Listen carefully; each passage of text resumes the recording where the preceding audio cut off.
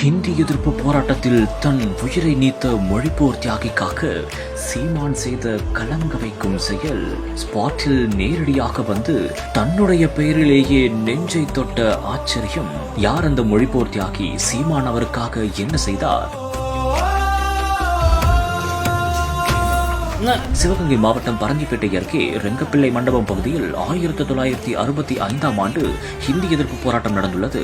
அப்போது அண்ணாமலை பல்கலைக்கழகத்தில் மாணவராக பயின்ற ராஜேந்திரன் என்பவர் ஹிந்தி எதிர்ப்பு போராட்டத்தில் கலந்து கொண்டார். அப்போது நடத்தப்பட்ட துப்பாக்கிச் சூட்டில்தான் ராஜேந்திரனின் உயிர் அநியாயமாக பறிபோனதாக கூறப்படுகிறது. இந்நிலையில் மொழிப்போர் தியாகியான ராஜேந்திரனுக்கு மரியாதை செலுத்தும் விதமாக நாம் தமிழர் கட்சி ஒருங்கிணைப்பாளர் சீமான் அவருக்கு நேரடியாக வந்து மரியாதை செய்ய சென்றார். மேலும் ராஜேந்திரன் சமாதி அமைந்துள்ள இடத்தை சுற்றி தனியார் வசம் இருந்த 4 சென்ட் நிலத்தை தியாகி ராஜேந்திரனுக்கு மணிமண்டபம் அமைக்க சீமான் தனது பெயரிலேயே வாங்கி பத்திரப்பதிவும் செய்துள்ளார்.